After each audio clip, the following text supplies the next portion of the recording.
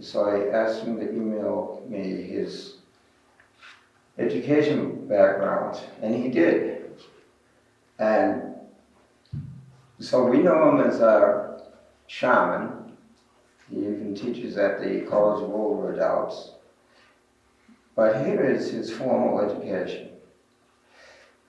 A BA in philosophy at Loyola College, Master of Divinity and Theology at Gettysburg Seminary, an MA in Philosophy at St. Mary's Seminary, Certificate of Advanced Study in Psychology, Johns Hopkins University, and a PhD in Psychology at St. Mary's University. He retired as a colonel from the U.S. Army, and as I said before, teaches at, has taught at Virginia Intermont and Lindsey Wilson College, and also Radford College. So I would like to present August Lageman, speaking of the wisdom of the, you're going to have to say this. Bhagavad Gita. I get it wrong every time.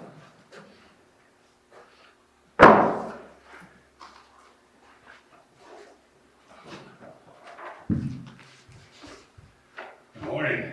Good morning.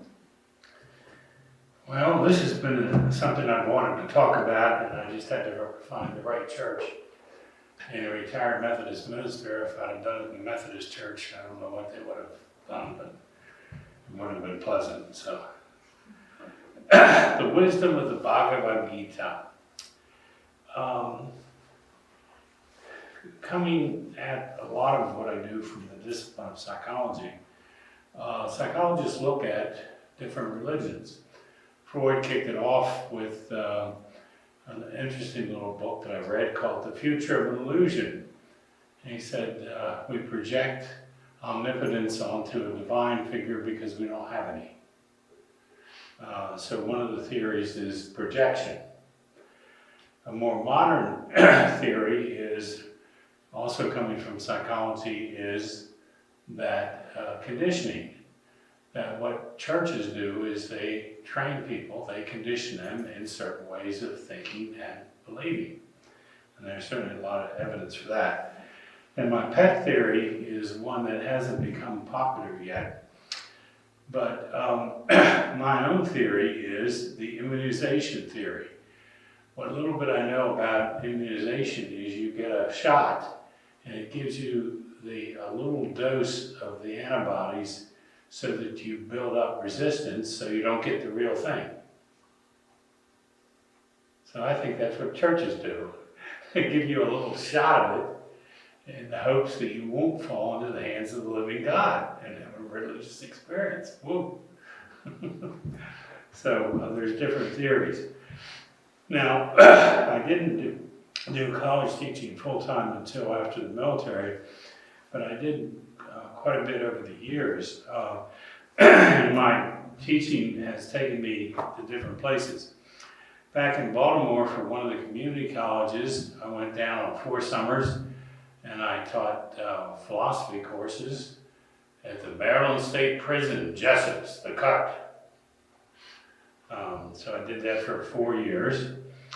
Then a couple years later, I got called by the Roman Catholic Seminary in Baltimore to teach courses for them, which I did.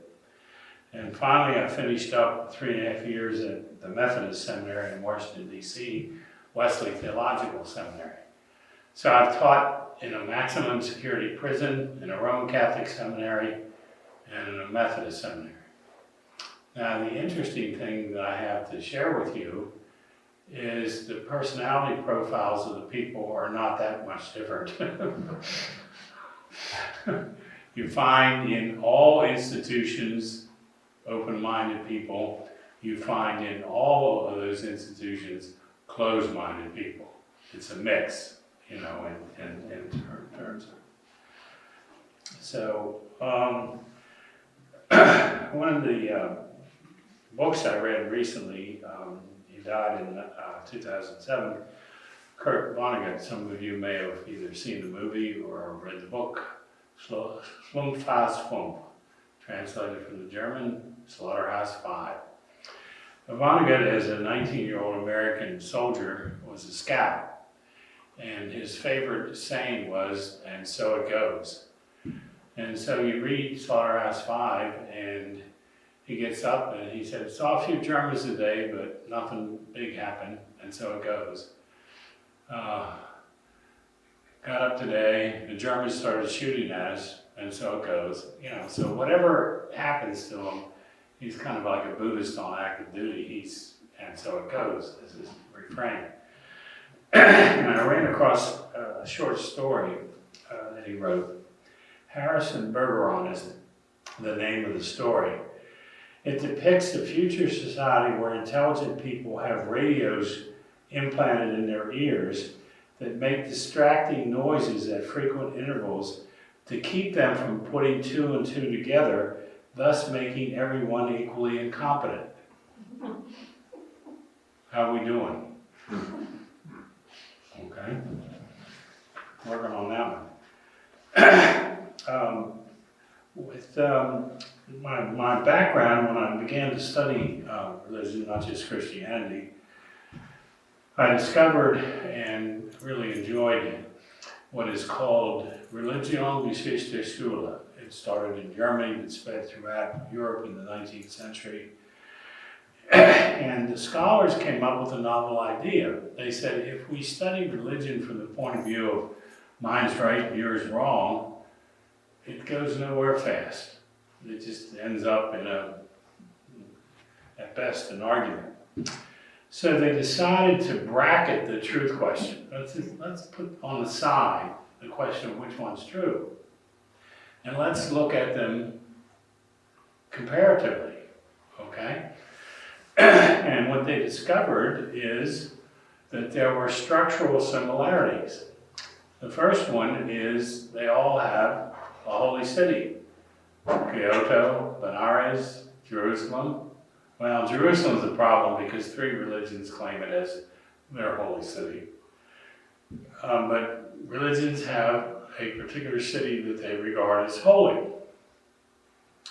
They also have a holy person, sorry ladies, usually a man, but sometimes a woman. So they have a holy city, holy person, and they have usually one or more holy books. So all these religions have the same structural components. Isn't that interesting? Now, the talk's not on comparative religion. That's perhaps a future talk. But they also have certain functional similarities. And one of them is they perform certain rites at certain points in people's lives. Like they mark the transition from one stage to the other, from single to being married. They also mark a transition from life to death and so forth. So they all do different rituals, but they all have rituals around the key transitions in life. So when I started teaching religion, I would teach comparative religion.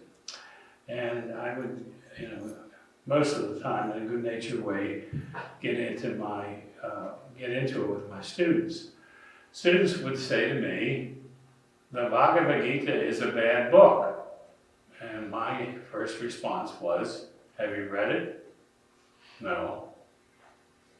The discussion ends here. Read the book, then we can talk. So I'm going to give you a short introduction to the Bhagavad Gita, the 2 Hindu holy books. The older one, written about the time of the Old Testament, is the Upanishads, but that's another talk. And then the more recent one is the Bhagavad Gita, or if you can't spell Bhagavad, you can just affectionately call it the Gita. That's okay. The setting of the Bhagavad Gita is a wartime setting. Prince Aruna and his chariot driver, Krishna. Now a lot of people at that point say, why do I want to read a holy book with a war going on. Well, it's a 700 stanza book, and the only time you hear about the war is in the opening scene. You don't hear about it the rest of the time. Prince Arjuna, is a flawed human being. He has a chariot driver by the name of Krishna. Now, Krishna's day job is driving the prince's chariot. That's what he does. But he is a wise elder, and he is really there to educate the prince. So that's what the Gita is about. There's a war going on. Arjuna and his 4 brothers have been stripped of their birthright and banished to the wilderness. Now, that's a pretty good reason for a war, okay? So that's the initial setting. Now, we soon, as you read the Gita, realize there's a king who has done this, and the king is literally blind. Not only spiritually blind, but physically blind. And there are good guys and bad guys. Kauravas are the bad guys, and Pandavas are the good guys. But the beauty of the Gita and the wisdom, and that's what I'm here to talk about, is that we're accustomed to thinking of good guys and bad guys. Americans love the Second World War. Why? Because we're the good guys, and the Germans and the Nazis are not, nor are the Japanese. So we always like these morality plays in which there is a contrast between obvious good and obvious evil, and we get to wear the obvious good hat, like that, in terms of it. But as you read the Gita carefully, the first thing you discover is that Krishna is teaching the prince that everybody has this stuff in them. And this is what turned a pretty significant human being on, Gandhi. Because Gandhi, the light bulbs went off when he read the Gita. And the message is that everybody here has some selfishness in them, perhaps a little, but perhaps some more than others. Good and bad. We're all a mixture of this stuff. And what the Gita teaches, if you think you don't have any, that's your first delusion. You have all these things in you. So Gandhi was attracted to the Gita and its message that outward and downward energies are flowing, and inward and upward energies are flowing, and they flow in all human beings, and we have to decide where we're going to put our energies, where we're going to go upward, outward and downward, or inward and upward. So the Gita is a very nuanced holy book. And speaking of World War II, I read an interesting book this winter, My Brother's Keeper, written by a historian. And it's a story about 30 people, nominally Christian, who from 1939 to 1945 sheltered Jewish people at the risk of their own lives, not agreeing with the National Socialist program.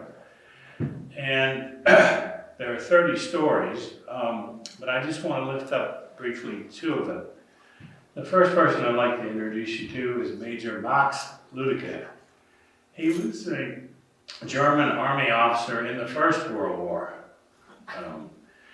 And then got out of the army, was a person of faith, and was called back into the army for the Second World War. At the time of this incident, he was a major, a field grade officer. He was a 48-year-old officer, and he commanded a garrison outside a captured Polish town. And the Polish town had a predominance of Jewish people in it. So he received word through some of his sources that the SS was coming to round up the Jews and off to one of the concentration camps. So Max decided to do something about it. He blockaded the road into the village, it was a single road, and put machine guns on top of it. And the SS came to town. They didn't have machine guns, but they had sidearms. And they said, you'll have to get out of the way, we're here to round up the Jews. And he said, you're not permitted to enter this town. And they locked and loaded machine guns. So here we have a German army officer staring down with machine guns, the SS. That didn't happen on a widespread thing by any means, but the rest of the story is his next assignments on the Russian front. He wasn't so lucky there. He was captured by the Russians and died shortly after the Second World War in one of the Soviet gulags. So, but here's somebody that stood up against the grain, and when most of his the vast majority of his fellow countrymen were going along with the program, he stood up for it and took some personal risk.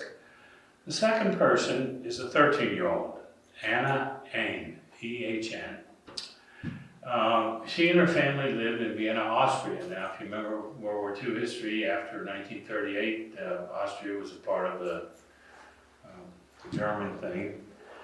And it was winter in 1943, it was a cold winter. And Anna was given some snacks by her mother because she had a mile to walk to the Catholic Church to go to Mass. So the mother wanted Anna to have a snack, either on the way going, and she portioned it out on the way back. And so he's going to church in bitter cold, and a girl emerges out of the side street, and she looks very haggard, very hungry, very worn, very tired. She is a young Jewish girl that has just escaped from one of the camps. So what does Anna do? He said, I've got some food for you, and gives her a snack. So where does that come from in Anna's upbringing? Who knows, but she did the right thing. The rest of the story is the little girl had brothers and sisters and parents, and this family ended up feeding them surreptitiously throughout the last 2 years of the war. So they did the right thing, even though they would have been probably sent to a camp themselves if they were caught. So what the point of both stories is, it's never solely us as the good guys and them as the bad guys. That's a pretty big oversimplification. We like it because we always, of course, graciously include ourselves on the good guys, right? We always make sure there's a place setting there for us. So the wisdom of the Bhagavad Gita, and actually Krishna sums it up better than I can. And he's talking to the prince, his student. What I want to teach you is how to access your full human being, because the real duty is to develop your unique talents, to become what you truly are capable of as an independent entity, instead of always conforming to the template laid down by someone else. Underline that. Your best features have been driven far underground and you don't even remember them yourself. Reclaiming them is this real spiritual quest, and it's the essence of what I'll be helping you to discover. I assure you, once you are in tune with your true nature, you will fulfill your mundane duties easily and with pleasure. You will also know how to dance how to flow through life creatively. The best contribution you can make to yourself and the world around you. Sound interesting? Arjuna responds, when you put it that way, how can I refuse? The wisdom of the Bhagavad Gita. Thank you.